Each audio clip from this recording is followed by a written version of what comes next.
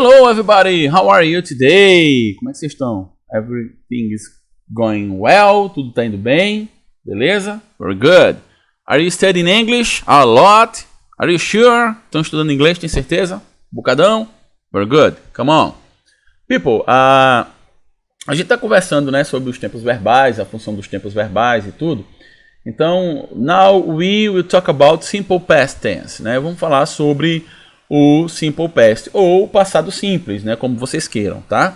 Então, do mesmo jeito que eu tenho simple present em inglês, e vocês acabaram de ver isso, né, recentemente aí na live que a gente fez, do mesmo jeito que eu tenho simple present, eu tenho a ideia do simple past, tá? Sinceramente, é até muito mais fácil entender o simple past, né? Eu vou mostrar para vocês some questions about it, né? Algumas questões sobre isso. Let's see. Para que a gente usa, tá? A gente usa para falar de fatos no passado, facts in the past, ok? Quando você diz, por exemplo, assim, Emílio detested rock and roll, né? É só um exemplo, tá? Mas quando eu digo Emílio detested rock and roll, é um fato no passado. Ele detestava rock and roll, né? Uma coisa que era um fato, ele nunca escutou, nunca gostou, nunca comprou nenhum CD disso e tal, né? Eu tô falando muito de Emílio, gente, eu tô até com medo. Daqui a pouco vai ter uma maldição, vai assombrar vocês aí na casa de vocês de noite. Eu não, né? Porque eu sou protegido contra essas coisas. Mas se vocês estiverem dormindo, a pior coisa é vocês fazerem o quê? Vocês estão dormindo, vão sonhar com o professor de vocês, ó. Pense num sonho legal. Bom, vamos lá.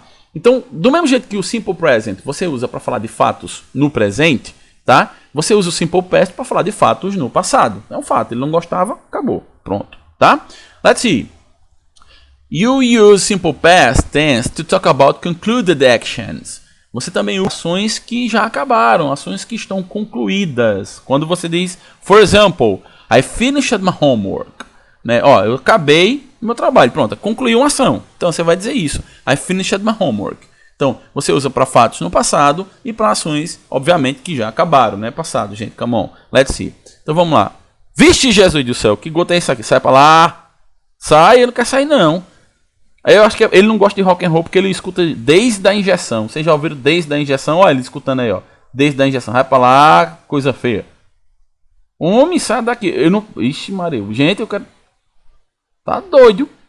Pronto, agora. Graças a Deus, vixe. Eita, que susto. Desculpa aí, viu, pessoal, por isso. Foi sem querer. Pode tomar uma aguinha, pausa o vídeo. Vai tomar uma aguinha com açúcar aí pra você recuperar o fôlego, tá certo? Vamos lá. Lembrando, we are talking about simple past tense, ok? Vamos ver agora, veja, vocês já viram quando é que eu uso, né? A gente usa para quando a gente tem fatos, né? Que aconteceu no passado, ou para ações que acabaram, né? Ações finalizadas, beleza? Tranquilão? Vamos ver. Eu tenho então uma divisão bem tranquilinha, gente, que é o seguinte. Alguns verbos, assim como em língua portuguesa, we will call regular verbs, né?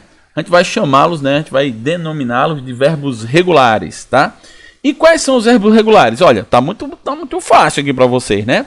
Vê só, os verbos regulares são aqueles que vão fazer o passado sempre do mesmo jeito. Tem uma regularidade entre eles. Dá para perceber, né? Visivelmente aqui eu já botei em vermelho, qual é a regularidade entre esses verbos. Então, todos eles vão para o passado quando a gente coloca apenas a letra E e a letra D, ed, in the end of the verb. A gente coloca ed no final do verbo, tá? Então, dance, danced. Play, played. Want, wanted. Rain, rained. E talk, talked. Então, vejam. Nesse caso, esses verbos todos são considerados regulares porque, gente, seguem um padrão. Então, todo verbo, se você tiver uma dúvida, por exemplo... vamos ver que você está fazendo uma prova e você precisa botar um verbo no passado. A pergunta que você tem que fazer é, esse verbo é regular? Então, se o professor, se alguém diz, não, esse verbo é regular, você já sabe, ele vai para o passado com ED. E quando ele não for regular, professor, como é que ele vai para o passado? Aí, gente, aí é um pouco... não é complicado, não, deixa eu explicar para vocês. É um pouco desordenado, acho que a palavra é essa, é desordenado. Veja. Quando o verbo é irregular, quando eu tenho an irregular verb, ok? Ele vai para o passado de maneiras muito diferentes. Justamente por isso que a gente chama esses tipos de verbos irregulares. A gente tem nada vermelhinho ali. Veja, você tem o verbo to be, I am. Já fizemos até uma revisão sobre isso, né, na sala de aula, se vocês lembram dos primeiros dias. I am. No passado é I was, né? I was a teacher. Eu era um professor, né? Quando você diz assim, he is. Então o passado disso é he was, né? O mesmo verbo to be pode também ir para o passado como you are a student. Você vai dizer o quê? You were a student. Então you were é o passado de are, né? Então veja que o was para o were já não tem muita semelhança, né? Muda a s com r já muda um bocado. I give, o verbo dar, né? Vai para o passado como? Gave, né? Então he gave me instructions. Ele me deu instruções, né? Então gave é o passado de give, né? Read, olha como é que ele vai, gente, para o passado. Do mesmo jeito. Engraçado, curioso essa palavra, tá? Porque assim, o que muda nessa palavra é apenas a pronúncia. Não se aperreie muito com isso, eu estou dizendo por curiosidade, tá? Mas read, você ter esse verbo aí no presente. E read e read. É presente e é passado. Então o que muda, na verdade, só é a pronúncia, tá? E você tem palavras como cut, que é cortar, tá? Que não mudam nada. Nem pronúncia, nem escrita. Por isso que essa segunda coluna aqui, a gente vai dizer que ela é composta de verbos que são irregulares, tá? Mas, no geral, gente, isso é uma questão de uso. Prestem atenção. Não recomendo, não vale a pena, tá? Você ficar tentando decorar uma tabelinha que tem. Eu vou falar dessa tabelinha já, tá? Mas não vale a pena você ficar... Não são muitos, veja, a questão é que os verbos irregulares não são muitos em inglês. A maioria são regulares, então, né, thanks God, né, graças a Deus. Porém, veja, os irregulares geralmente são muito usados. Você tem verbo como o verbo ser, é muito usado esse verbo. É o verbo dar, o verbo ler, o verbo cortar. Então veja que os irregulares, eles são poucos, porém, trata-se de verbos que de maneira geral, né, a gente usa muito no dia a dia, tudo bem? Veja só, vocês têm uma tabelinha no livro de vocês, tá? Se você está usando New Books, the pages 175 and Old Books 162. Nessas páginas você tem uma relação, tá, com vários verbos irregulares. Tem verbo regular lá, professor? Tem não, porque o regular você já sabe como é, só botar ed e já está no passado, acabou. O que a gente precisa entender é esses que são irregulares, tá? Eu vou falar disso já. Deixa eu andar aqui um pouquinho. Veja essa tabela que legal, tá? Regras ortográficas para verbos regulares, tá? Vamos falar dos regulares, então. No past simple. Ou simple past, tá, gente? Essa diferença aí tanto faz. Então, vê só. A maioria dos verbos, da primeira coluna aqui, né? A maioria dos verbos a gente coloca o verbo mais ed, como vocês têm aqui, ó. Help, helped. Visit, visited. Então, vocês têm apenas o acréscimo de ed. Deixa eu chamar a atenção para uma coisa, tá? Bem legalzinha também. A gente tem uma tendência, né? Claro que isso é normal, porque a nossa língua ela vocaliza todas as vogais da palavra. Então, por exemplo, essas duas palavras do primeiro exemplo, a gente vai querer dizer helped, visited, né? Mas tem um pouco de cuidado com isso, né? Vamos treinar um pouco essa pronúncia para não estar falando esse E no final, tá? Então você vai falar como se esse E não existisse, tá? Todas essas palavras, sua pronúncia vai ficar bem legalzinha, tá certo? Então você vai falar helped, visited, né? Sem falar essa letra E, em todos esses casos aí, tá bom? Muito bem. Aí vamos lá para a segunda linha. Veja, professor, e verbos que já terminam com E? Gente, se já termina com E, eu não vou colocar ED. Eu coloco só coloco apenas a letra D, né? De letra D. Veja, receive, aí received, né? E lived. Na verdade tem um erro aqui nessa tabela, né? É live. O D era para entrar só no segundo momento. Desculpa aí, gente. Percebi agora, eu peguei essa tabela do livro de vocês. Mas tem um errinho aqui, era para ser live e lived, ok? Bom, terceira linha. Verbos terminados em consoante, mais vogal, mais consoante. Gente, lembra aqui, ó, C de consoante, V de vogal e C de consoante. Aquela agenciazinha de turismo, logo quando a gente chega no shopping, vocês sabem como é o nome? CVC. Pois bem, quando o verbo termina com CVC, que é consoante, vogal, consoante, tá? Esquece esse que está nos parênteses. Daqui a pouco eu falo desses parênteses aqui. A gente faz o quê? A gente pega o verbo mais a última consoante, ou seja, a gente dobra a última letra, mais id. Por exemplo, veja a palavra hope. Aí, ó, a terminação do verbo, olha só para o final. Ele tem uma consoante, um vogal e uma consoante. Aí o que é que eu faço? Antes de colocar id, in the end of the verb, antes de colocar o ed no final do verbo, eu duplico a última letra, eu coloco a letra P novamente.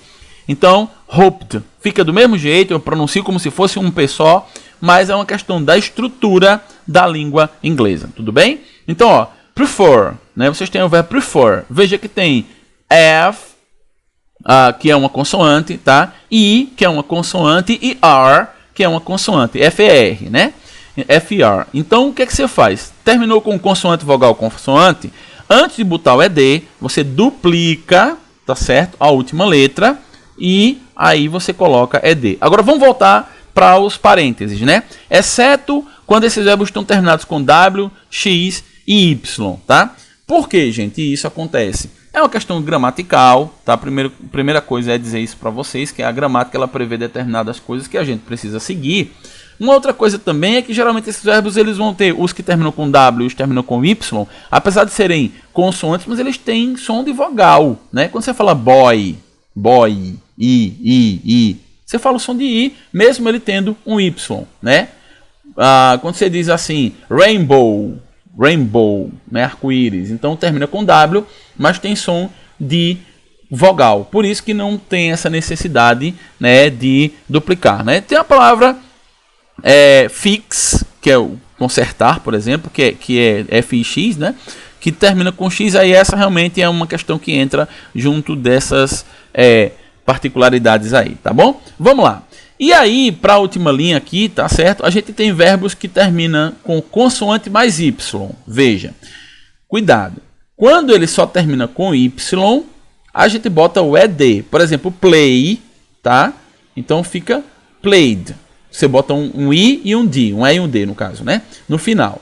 Mas se antes desse Y tiver uma consoante, o que é que a gente vai fazer? A gente recolhe esse Y some, ele desaparece, e aí a gente acrescenta um I no lugar desse Y. Então por isso que fica IED. Olha os exemplos. Study, tá? Aí o Y cai. Por que esse Y cai em study, gente? Porque antes do Y eu tenho um D, ó, letra D. Tá? Então, já que eu tenho consoante, esse Y cai. E esse Y, na verdade, ele é substituído, né? Falando do K, mas ele é substituído pela letra I, que é o mesmo som, né? Na verdade, né? Então, studied. E a gente nem fala o I, viu? Studied, né? E worry, né? Don't worry, né? Assim que vocês dizem, né? Worry fica worried, né? Worried. Apesar, de, inclusive, de ter o I e o E, eles não são pronunciáveis, tudo bem? Bom, vamos lá. Pessoal, aqui, ó, a tabelinha que eu disse a vocês que vocês vão ter lá no livro de vocês, tá? É uma tabelinha assim. A gente tem a forma básica do verbo. Da segunda coluna aí, o passado, que é a que vai nos interessar. Depois, particípio passado, isso a gente só vai estudar lá na frente. E por último, a gente tem a tradução aí, tá? Então, preste atenção aqui, ó. O que é que a gente vai olhar é exatamente essa parte aqui, ó. A que vai nos interessar por enquanto, tá? É essa parte aqui, tá certo? Então, ó, do be, o passado do verbo be é was ou were, como, por exemplo, vocês já tenham visto aqui, tá? Então vocês vão ver assim que alguns verbos aqui, ó, dessa coluninha aqui, mudam bastante, né? Outros são até bem parecidos. Veja, o verbo bet, né? Bet, que é o verbo apostar, né? Tá aí bet, né? Então, sem problema nenhum, tá? Aí vocês têm bud, né? Que é oferecer, bud, né? É a mesma coisa, né? Aí você tem o verbo, por exemplo, deixa eu pegar o segundo verbo aqui, né? Bear. Então, bore. Então, veja que é suportar, ser portador de alguma coisa, suportar alguma coisa e tal. Então, o lance aqui, gente, é o seguinte. Usar. A ideia é tentar pensar em frases no inglês, no passado. E aí, quando você pensa essa frase, o que você tem que saber é o verbo é regular ou irregular. Se for irregular, você vai ter que vir para cá, para essa tabela, tá? E se for regular, só é fazer com ED, né? ED in the end of the verbs, ok? Let's see, guys. Are you okay? Vamos lá. Pessoal, to make questions. Veja, para fazer questões, para fazer pergunta, vocês viram que quando eu uso simple present, isso aqui está no presente, tá? Está no presente, só para deixar claro. Quando eu tenho um presente, eu uso o verbo auxiliar do, né? E eu pergunto a você, do you like pizza? Né? Foi o que a gente conversou, né? Inclusive na revisão também falamos sobre isso, tá? Então você usa do como verbo auxiliar, porque toda vez que eu for fazer uma pergunta, eu vou precisar de um verbo auxiliar. Lembra disso? Pois bem, como é que eu faço isso no passado, gente? É muito fácil. Vê como é legal. É só colocar did. Só isso. Então, no lugar de usar do, porque do você usa para o presente, tá? Então, do you like pizza é se você gosta de pizza. Se eu pergunto, did you like pizza? Eu estou perguntando se você gostou de pizza, ou se você gostava de pizza, tá? Então, de novo. Ó, professor, mas o verbo não é like? É. Então não era esse like que devia ser liked? Gente, nesse caso não, porque eu estou fazendo uma pergunta. Se você vai afirmar, você vai botar uma frase afirmativa, I liked you, eu gostava de você, mas você não fez minha tarefa, eu não gosto mais, tá? Mas aqui eu não estou afirmando, aqui eu estou fazendo uma pergunta, tá? Então eu vou usar o verbo auxiliar do no presente e did in the past tense, ok? No passado eu vou usar did. Aí, sabe o que é legal agora, gente, disso? Lembra aí, força um pouquinho pela memória que vocês vão lembrar. No presente, eu uso do se eu não tiver terceira pessoa. Vocês lembram disso? Eu uso do para you, para I, para we, né? Agora, se eu tiver terceira pessoa no presente, eu vou usar aquela forminha das, né? D-O-E-S, que termina aí com ES, porque é a terceira pessoa. E no passado, como é que fica isso, gente? Did. Vê que legal. No passado é did para todo mundo. Então, did you like pizza? Você gostou da pizza? Did she like pizza? Ela gostou da pizza. Did Emílio like pizza? Emílio gostou de pizza, ou gostava de pizza, acho que é melhor traduzido assim. Então, veja, não vamos falar dele mais não, porque senão ele vai vir assombrar a gente de novo aqui, tá certo? Então, o lance é, do is in the simple present, ok? E did is in the simple past. Então, se você quiser fazer uma pergunta no passado, só trocar o do pelo did. Ok, pessoal? Very good? So, como homework para vocês, tá? Vocês têm aí, para quem tem o livro novo ou o livro velho, são 3 questões apenas, tá? Pode parecer muita coisa, mas não é, tá? Então é a questão 3 da página 95, a questão 5 da página 96 e a questão 7 da 97. Quem tem audiobooks, os livros antigos, estão aí, tá bem? Bom, gente, ainda a gente vai continuar aí nosso estudo sobre isso na próxima aula, tá? E aí a gente conversa na semana que vem. Beleza? Tudo ok? Tá certinho? Belezinha? Good. So, guys, take care of yourself, ok? Study a lot. See you. Bye bye.